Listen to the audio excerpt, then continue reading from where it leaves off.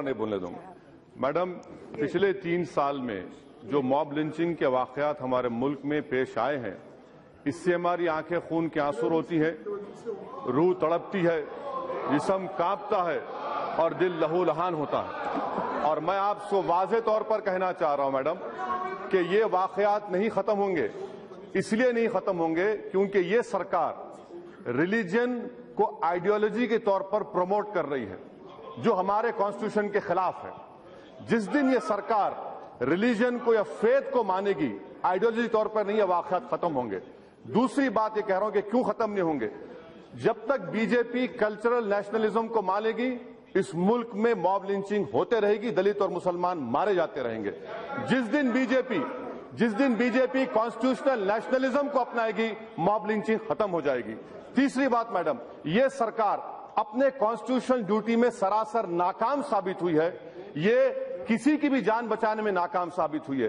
इन्हीं के कर्नाटक में लोग मारे गए, केरल में मारे जा रहे हैं, और फिर पूरे मुल्क में इन्हीं की रियासतों में जहां पर ये इख्तिदार पर है, मुसलमानों और दलितों को टारगेटेड किलिंग हो रही है। चौथी बात यह है मैडम, जो मैं आपके सामने रखना चाह रहा हूं, अभी अलीगढ़ रेलवे स्टेशन पर एक नजमुल हसन नामी शख्स, इंजीनियर है, रेलवे पुलिस ने क्यों पकड़ा उसको?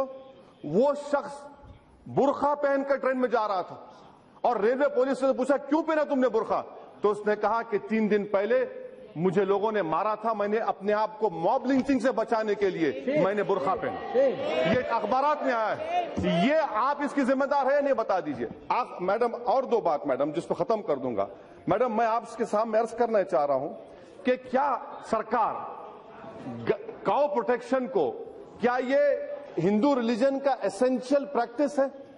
जिस तरह सिखों में 5 ककर है, मुसलमानों में रोजा, रमजान, दाढ़ी है।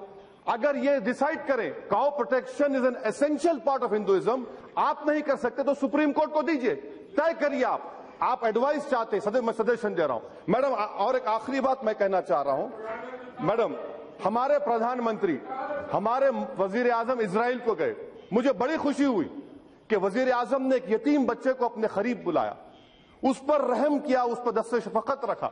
मैं आपके जरिए से वजीर आजम से पूछना चाहता हूं कि जिस तरह वजीर आजम ने एक मोशे नामी बच्चे को, जिसके वालिदैन को पाकिस्तान के दहशतगर्दों ने जान से मार दिया था, क्या हमारे वजीर आजम अपने घर में इखलाक के बेटे को बुलाएंगे, जुनैद के भाई को बुलाएंगे, अयूब खान के खानदान वालों को बुलाएंगे, कर्नाटक में आपके लोगों को मारने वालों को बुलाएंगे, बुलाकर उनको गले से लगाए वजीर आजम? अगर मोशे को गले से लगा सकते हैं तो यहां पर जिन लोगों ने उनको मारा वो भी टेररिस्ट से कम नहीं है मैडम। और मैं आखिर में आपसे अर्ज करना चाहूंगा मैडम,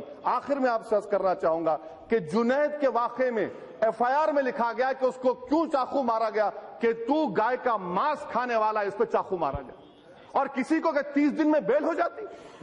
क्या आपकी सरकार नहीं है वहां पर? 30 दिन में बेल होगी। 90 दिन लगते हैं मैडम मर्डर केस में। आपकी सरकार सो रही है, आप कॉन्स्टिट्यूशन ड्यूटी में नाकाम साबित हुए।